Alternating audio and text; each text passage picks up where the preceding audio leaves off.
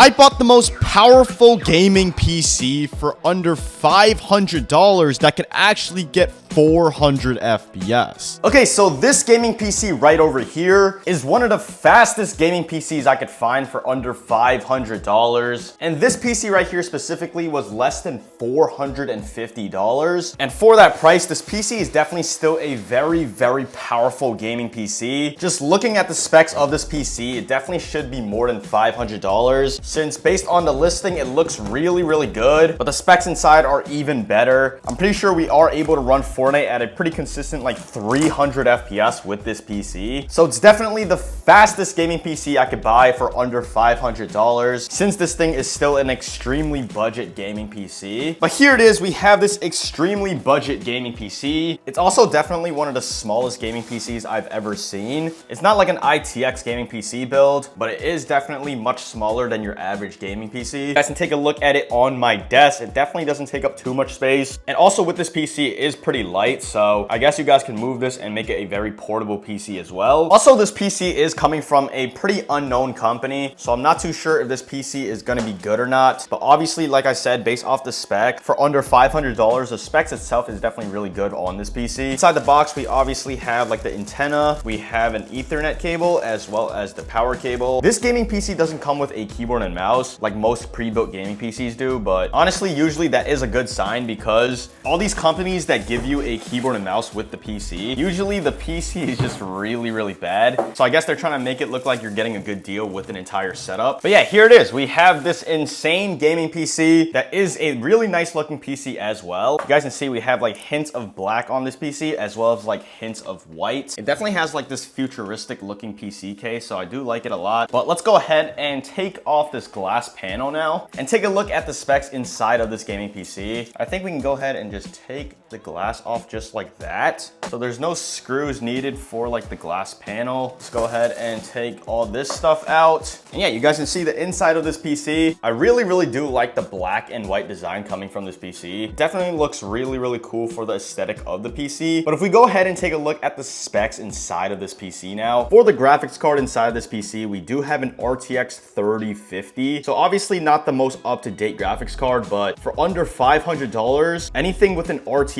graphics card is definitely pretty good for the build, since most of the time these pre-built companies will literally just give you like an RX 590 for like $600, but no, you're literally getting an RTX 3050. Definitely really good for a graphics card inside of this super budget build. But if we take a look at the CPU, we have an AMD CPU inside. We have the Ryzen 5 5500, so definitely not the best CPU, but paired with the RTX 3050, this honestly makes such a good PC build for under $500. And then next to that, we have 32 gigs of DDR4 RAM. So we do have enough RAM inside of this PC as well. I really do like the design of this PC build. It doesn't look like your average cheap budget gaming PC. It definitely looks like a decent bang for your buck, especially for a budget PC build. And then inside, we also have a 650 watt power supply. So we can go ahead and upgrade the graphics card in the future, making this budget gaming PC a decent PC to start off with, and then upgrading this thing in the future. Yeah, I really do like the PC case. I do like the specs inside of this PC. I honestly think this PC is a really, really good PC for $450. I'd say the only bad thing is there's only 3 case fans inside. You guys can go ahead and place more case fans. There's definitely a lot of room for that. But just taking a look at like the PC case itself, I mean, this thing definitely looks really, really cool. Let's go ahead and take out this back panel. All like the wires and stuff inside should be organized. And yeah, it's definitely really organized. This is, I believe, a modular power supply. So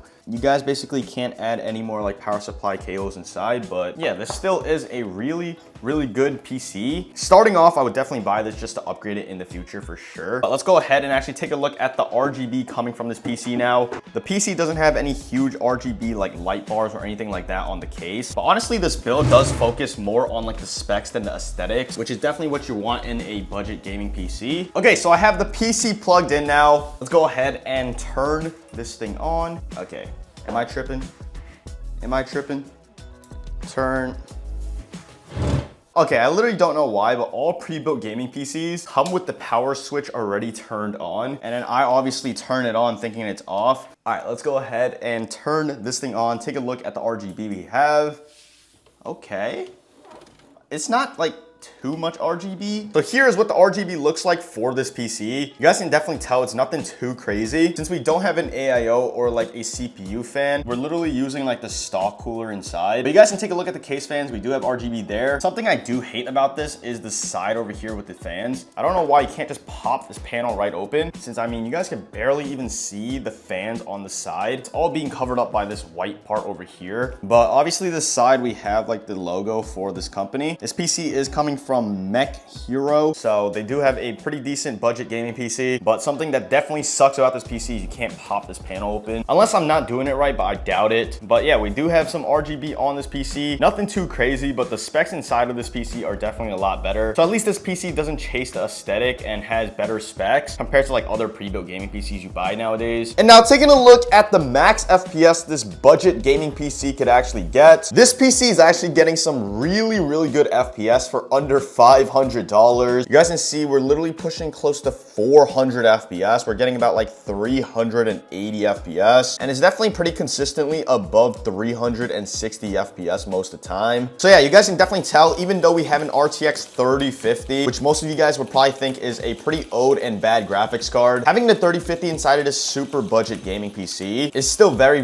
good. We're literally running a consistent 300 FPS right now. And something I also did notice is that the PC doesn't even like make that much loud fan noise, and also doesn't overheat very easily. Like, you guys can barely hear the fans coming from this PC. But yeah, this gaming PC is definitely one of the best gaming PCs for under $500. You can literally run a max FPS of close to 400 FPS and also run a consistent 300 FPS in creative. And taking a look at the max FPS we're getting in an actual game still, is definitely really good still. We're running about like 180 to 200 FPS right now. So even in an actual game, this PC could still run a pretty consistent 180 FPS. And now that I actually landed in, the FPS is actually getting a lot closer to 290 FPS now. Yeah, we're literally running close to like 300 FPS. 300 freaking FPS in an actual game still. We're literally running close to what we get in creative right now in an actual game, which is just kind of crazy. Sometimes even going above 300 FPS. This PC being under $500 is definitely a really good deal. Long term, I would just obviously upgrade the GPU as well as the CPU. But like for right now, this thing is still a very good PC.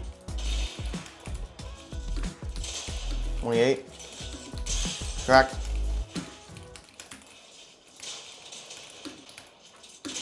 Bro.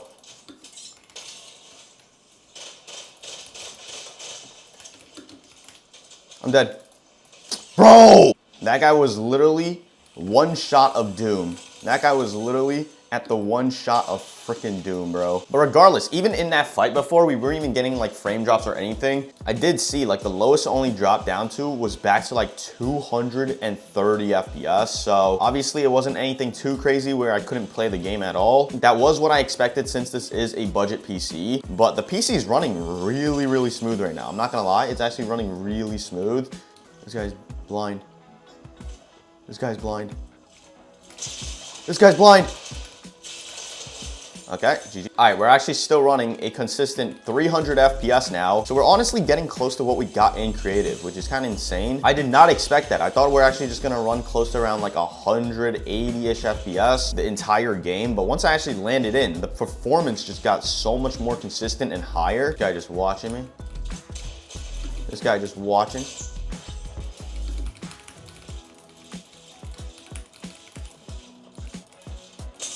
$200.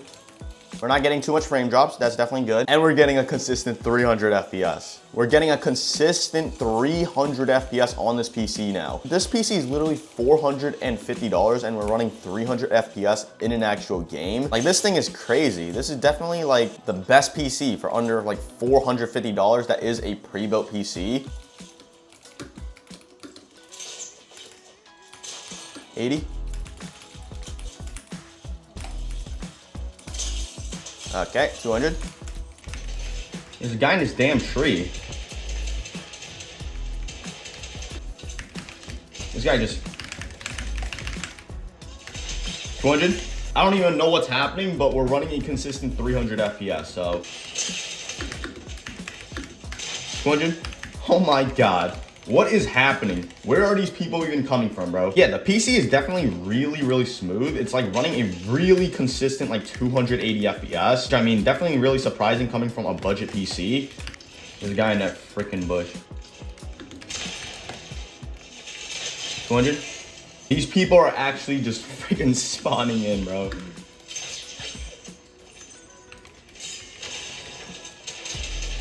All right, 6 people left, and the PC is actually getting close to like 310 FPS now.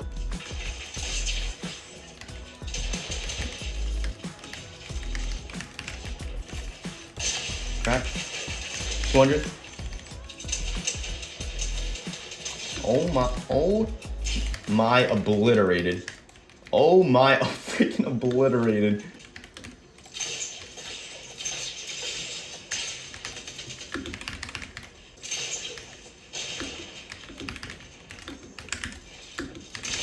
$160.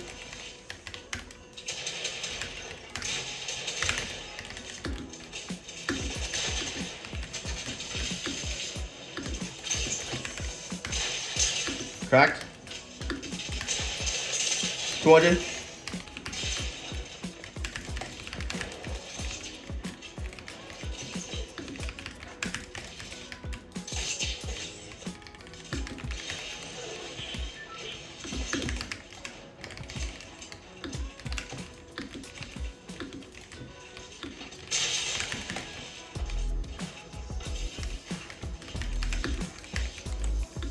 Oh my, hold on.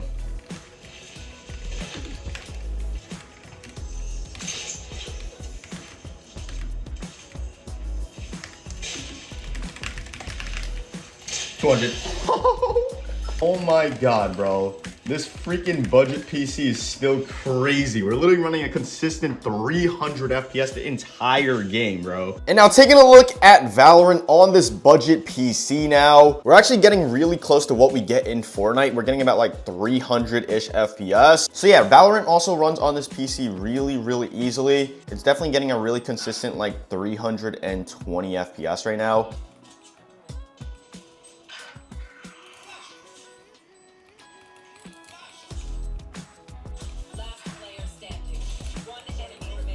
Where's this last guy?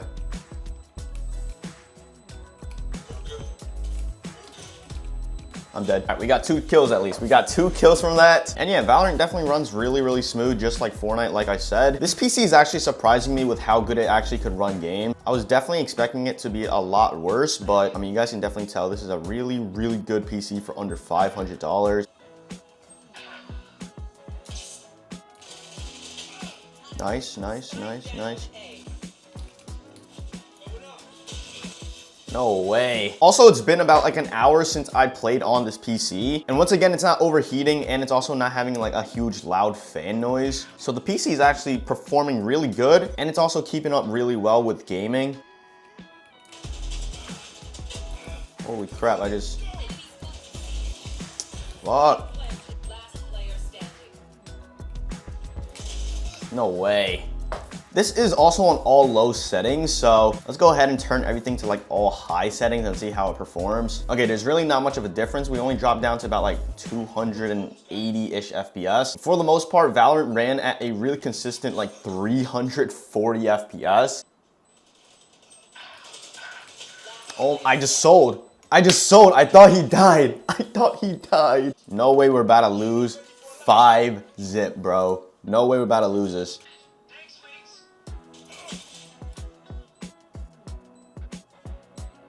Tap that guy in the head. Okay. Got one. Oh, this guy's like one shot. I bet they're all just gonna be sitting here stacking again. Watch. They're definitely gonna stack somewhere. Got him. Nice. No way. No way I lost that. Stay alive. Stay alive. No. Let's go, bro. GG's.